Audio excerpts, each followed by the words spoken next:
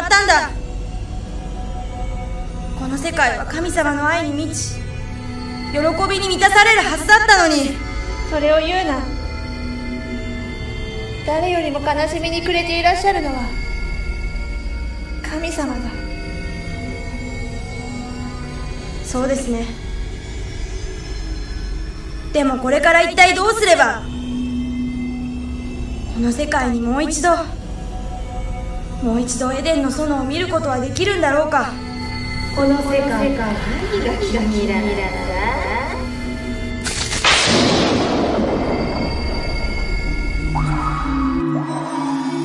ルーシュ、いやサタン、よくも抜けと。神様がどれほどアダムとエヴァを愛され、この世界を創造されたか、それをこんな世界に変えてしまうなんて。私が変えたのではない。彼らが私を選んだのだ。そしてこの世界は私のものになった。あの日以来、神様がどれほど泣かれたか、今も悲しみに暮れて、その悲しみがわからないのか。全ての原因はその神にある。私を寂しくさせた神だ。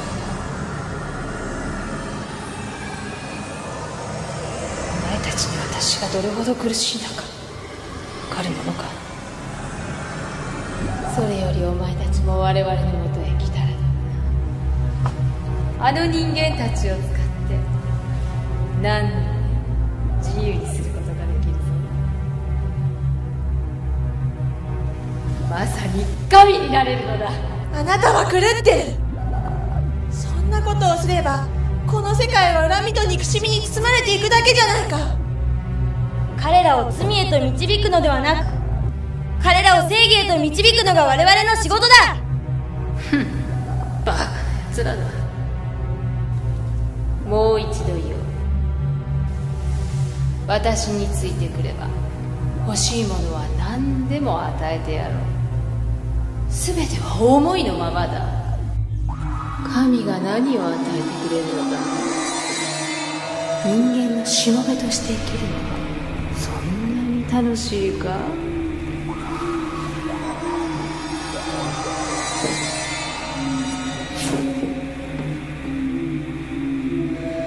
我々は神になる。さあ、一緒に来る。私たちは神様の涙を見た。天地創造の時には見ることのなかった神様の涙を。我が子を失い悲しみに暮れる神様をあなたも知るべきだ。あなたの思い通りにはさせない。私たちは彼らを神様のもとへ帰るように導く。できるものならやってみるがいい。我々からの試練を超えてあえて難しい神への道を行く人間などいるものか。私はこの世界を絶対に渡さない。あれを見てみろ。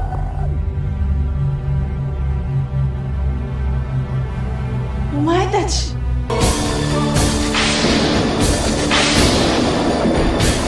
彼らは私と共に行くことを選んだのだ。お前たちはそこで泣き続ければいい。さあ言うと、我々の世界、すべては我々のものだ。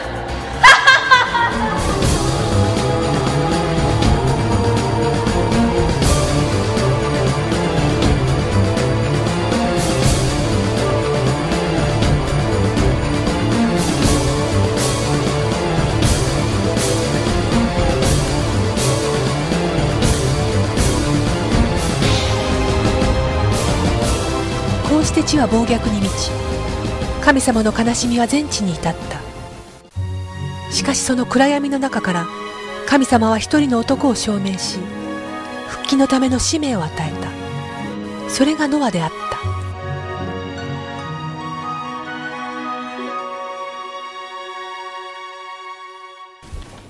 た。ただいま。おかえりなさい。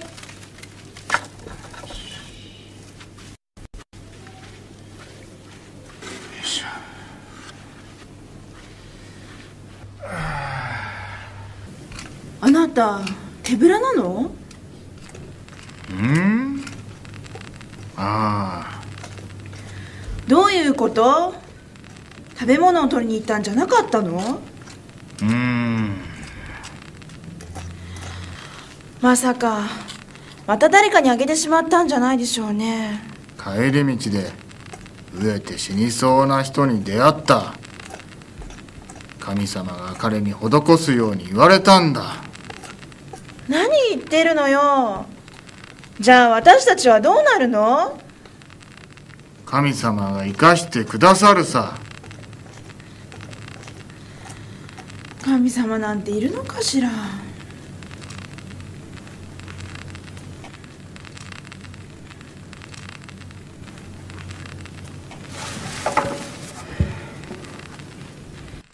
とにかく今日は残ったもので作るから、あなたの分はありませんよ。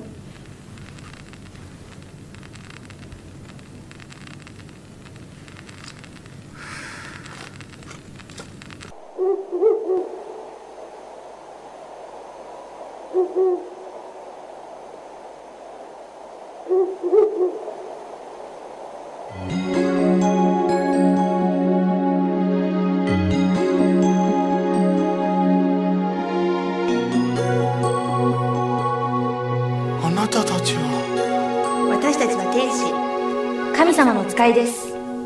神様が私に何か？神様は今悲しみに暮れておられます。わかります。私に何ができますか？神様はすべての人をこの地と共に絶やすことを決心されました。神様はあなたに箱舟を作るように指示されました。箱舟？審判は洪水によるものです。あなたとあなたの家族は地の生き物たちと共にその審判から逃れるのです。箱舟の作り方を教えます。どんなことがあってもあなたは箱舟を作り上げてください。はい。神様が私に願われることはどんなことでもいたします。誠の限りを尽くし成し遂げます。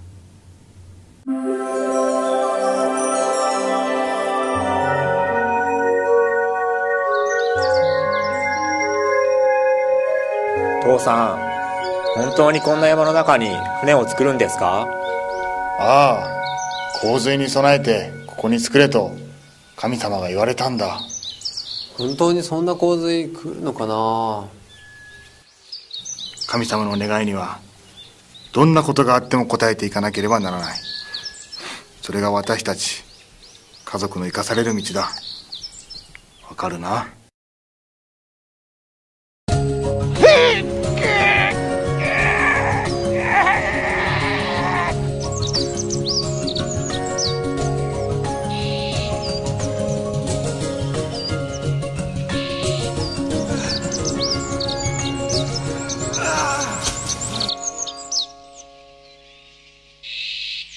ノアは本当に頑張っていますね。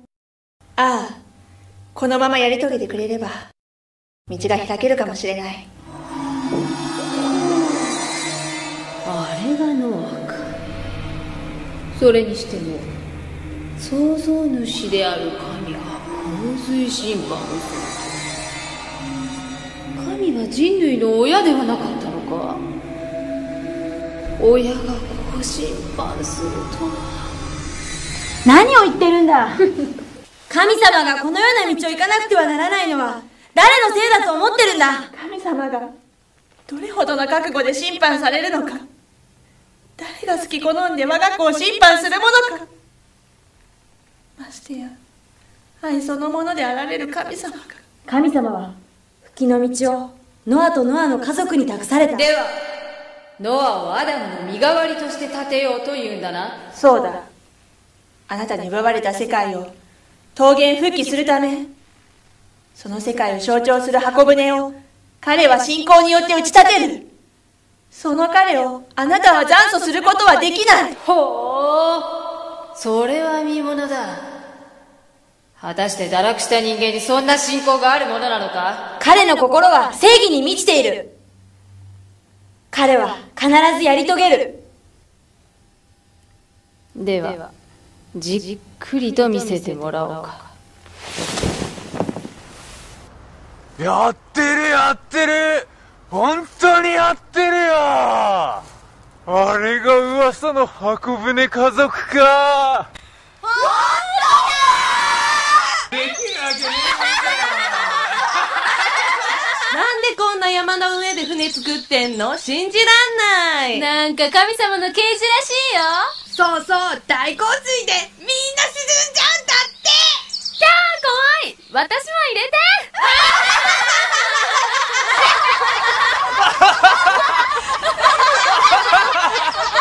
変人家族。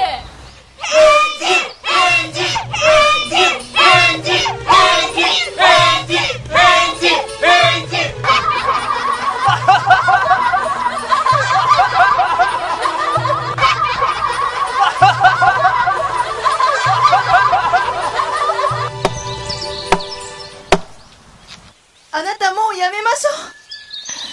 私耐えられない。今やめてはダメだ。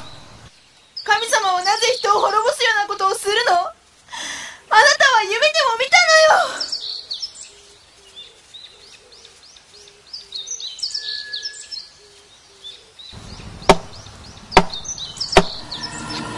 ノア、妻の言う通りじゃないか。作り主である神がなぜ滅びの技をする？神の声に従えばお前は失い傷つくだけだ。家族を見ろ。家族が悲しんでるぞ。もうこんなことはやめておけ。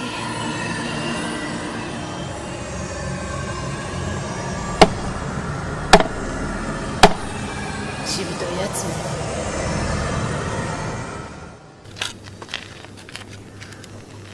父さん、本当に洪水なんか来るのかな？来るさ。いつ？もうすぐだ。本当に神様は僕たちを生かそうとしてくれてるの？僕たちが先に死んでしまいそうだよ。ハム、洪水は来る。必ず。なら雨が降り始めてからまた作り始めたら。ハム、神様は私を信じてくださった。私はそれに応えたい。神様は必ず守ってくださる。私たちが神様の願いに生きれば必ず。だといいんだけど、みんなそろそろ限界だよ。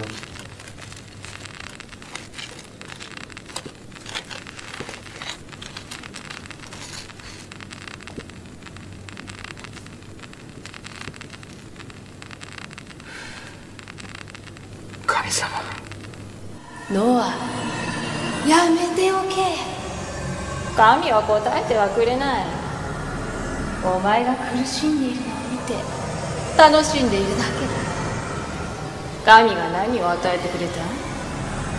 あのひらい惨めな暮らしばかりじゃないか。さあ、神の声よりも私の声を聞くがいい。欲しいものは何でも与えてやるぞ。私は信じます。そして約束を果たします。強情なやつね。こうして来る日も来る日もノアは箱舟を作り続けた。そして多くの歳月が流れ、箱舟は完成に至った。ノア、あなた方は。急ぎなさい。審判の日が近づきました。早く家族を連れ、動物たちのおのおのつがいを選んで共に箱舟に入りなさい。時が来たのですね。ノア、何があっても最後まで信じるんですよ。私の心は変わりません。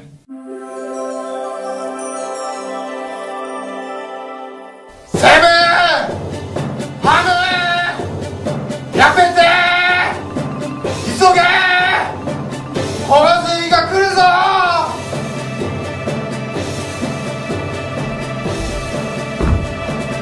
結構できてんじゃん。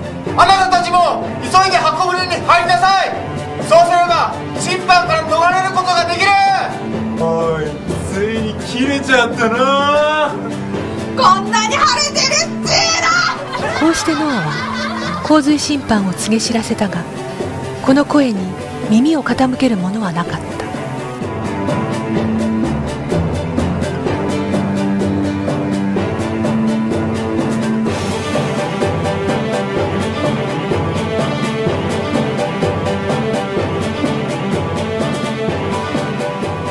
父さん、こんなに晴れてるのに洪水なんて本当に来るんですかね。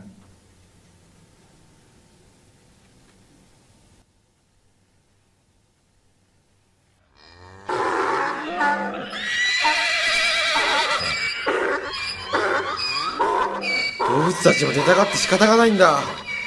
父さん、審判はいつ来るの？これじゃ洪水が来る前に僕たちが襲われちゃうよ。そうだ、もっと言ってやれ。洪水なんか来るものか。神との約束を守っても何にもないぞ。神様、準備はできました。あなたの好きなようにしてください。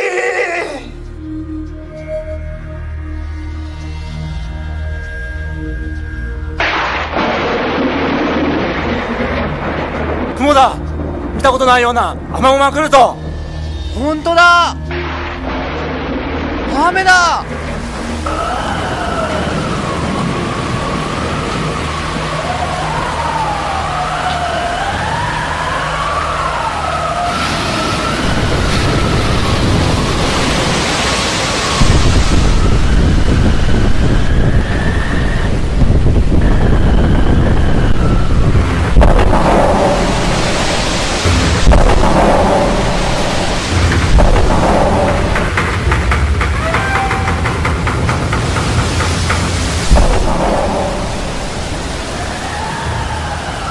雨は40日40夜降り続け、地は水にあふれ、地に生きるすべてのものを飲み込んだ。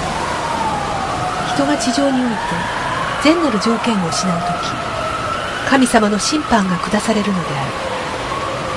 一見無慈悲なようであるが、悪の力から我が子を救い出そうとする神様の悲壮なる決意の表れなのである。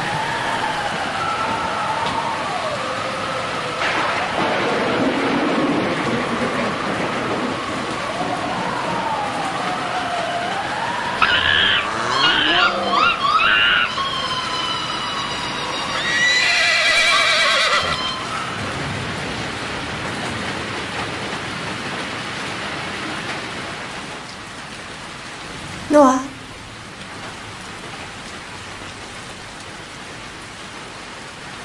あなたの信仰が神様の心を鎮めました。雨は止み、やがて水は大地から引くでしょう。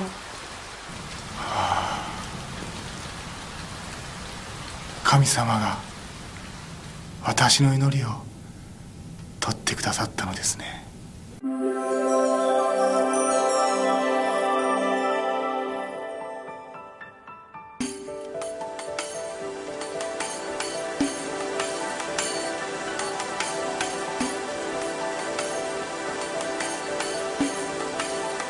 神様、感謝します。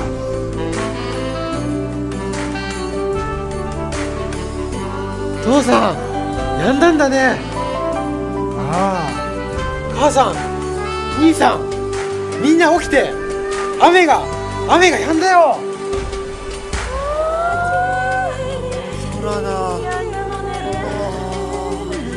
ほらほら、そこ。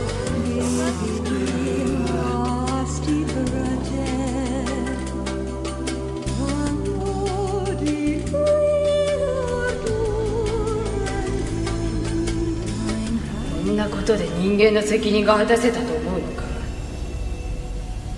私はいつでも見ているぞ。そしてお前たちの不信仰と不一致を見逃しはしない。こうしてカラスは地の上から水が乾ききるまで上空を飛び回った。これはサタンが常にノアの家庭に侵入できる条件がないかと狙っていたことを意味していた。やがて箱舟はアララテ山にとどまり、そこでノアは7日おきに3度鳩を放った。初めの鳩はアダムを象徴し、堕落によって一旦地上から創造理想が取り戻されたように、この鳩は地にとどまることができず、ノアのもとへ舞い戻ってきた。次の鳩は再びその理想を成し遂げるために来られた第二のアダムであるイエスを象徴していた。この鳩も同じように箱舟に戻ったが、口にはオリーブの若葉を加えていた。これは救い主であるイエスが来られる時も、ユダヤ民族が彼を信じれば地上天国は実現するであろうが、不信仰に陥ればイエスは地上にとどまることができず、再臨を約束して十字架によって再び神の前に戻るようになることを予示されたのである。また3度目の鳩は第三のアダムとして来られる再臨主を象徴し、この再臨主が来られる時には必ず神の創造理想は地上に実現し、決してその理想は地上から取り除かれることはないことを示していた。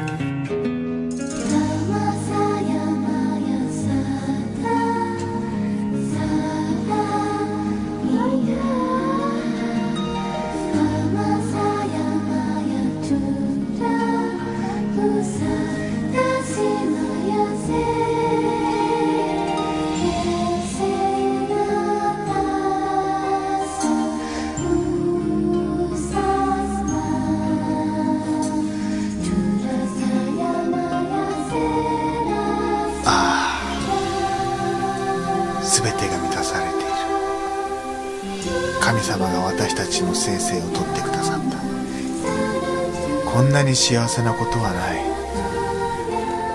よいしょ。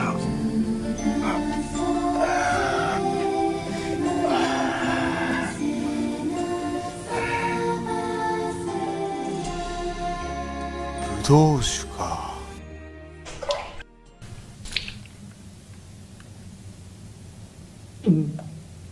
よ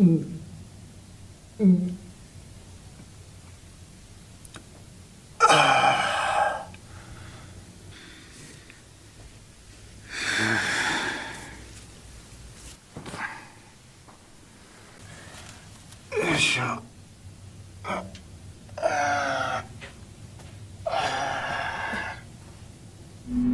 さて、ここからが見ものだ。ノアの信仰は認めてやろう。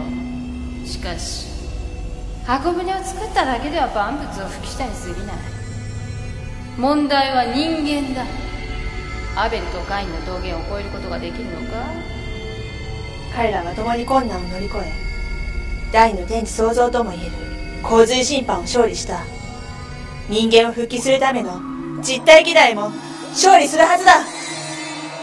ではノアの子セムとハムによってアベルとカインの桃源復帰をさせるんだな。そうだ。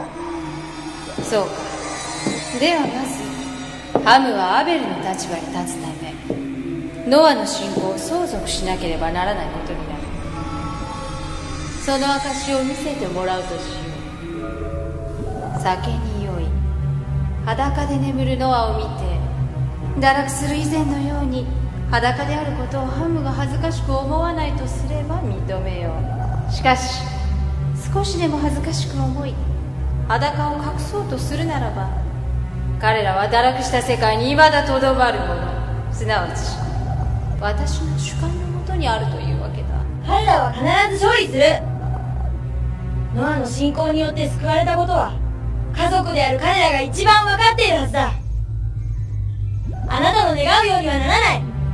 確かにノアの信仰は見事だ。しかし堕落人間の心は変わりやすいものだ。困難に向かって一つになれた家族も全てが満たされている今、正しくノアを見つめることができるものなのか。楽しみに見てみよう。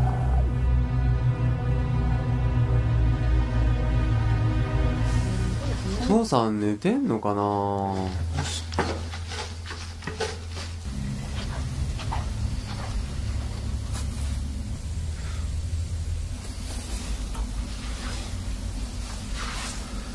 ハム、よーく見るがいい。あれが神に仕えるものにすることか。ノアは傲慢になっているのではないか。ハム、思い出せ。ノアの神様に対する信仰を。ノアの信仰によって審判から逃れることができたじゃないか。ノアの信仰によって？それは違う。ハム、お前たちが一生懸命働いたからだろう。ノアは変わってしまった。あんなに恥ずかしい姿を晒しているじゃないか。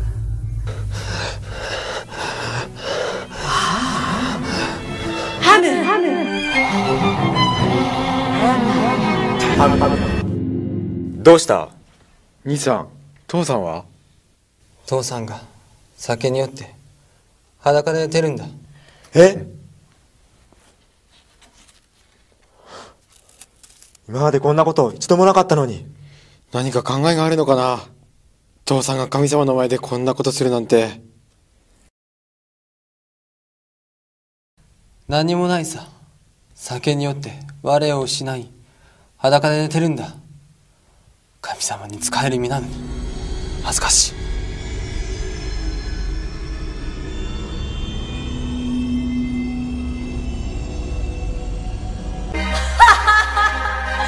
神よ、見たか。堕落人間とはこんなものだ。現実に目を奪われてすぐに心を変えてしまう。絶対、唯一、不変、永遠、そんなものは私が全て奪ってみせる。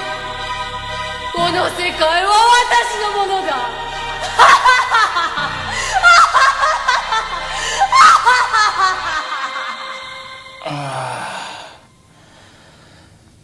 寝てしまったのか。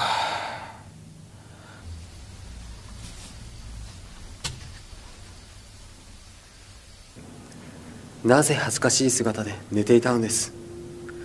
神様への信仰を失ってしまったんですか。そうではありません。ミカエル、ガブリエル、何があったのですか？ハムよ、なぜ父を疑ったのですか？彼を裸にさせたのは神様です。洪水審判を勝利したノアは天地創造後のアダムと同じ立場でした。罪を犯す前、恥ずかしさを知らなかったアダム家庭の立場を桃源復帰するための道だったのです。神様への道はどこまでも謙虚と従順と忍耐の心を持って進むことができます。あなたはどこまでも父ノアの心情と一つであることを証明しなければなりませんでした。自分の基準からではなく天の基準から父を見つめ、分からずとも一つになるべきでした。あなたの子カナンとその子孫はしもべのしもべとなり、兄弟たちに仕えるようになるでしょう。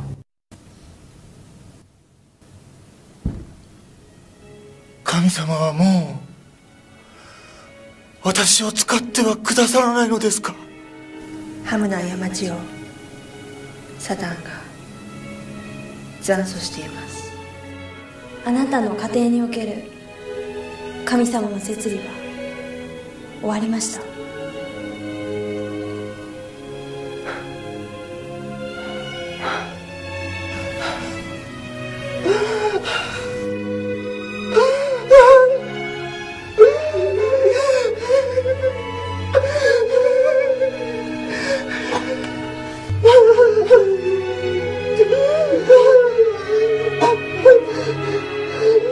こうしてアダム家庭の堕落を桃源復帰するために建てられたノア家庭は、ノアの信仰によって箱舟を中心とする新興機台を桃源復帰することはできた。しかしハムがノアの勝利を相続するための心情一体化の摂理を失敗し、実体機台の中心人物として立てなかったため、摂理は失敗に終わったのである。堕落したアダム家庭から1600年の時を経て建てられたノア家庭の失敗により、摂理は再び400年の時を重ね、第3次目の摂理であるアブラハムの家庭へと受け継がれたのであった。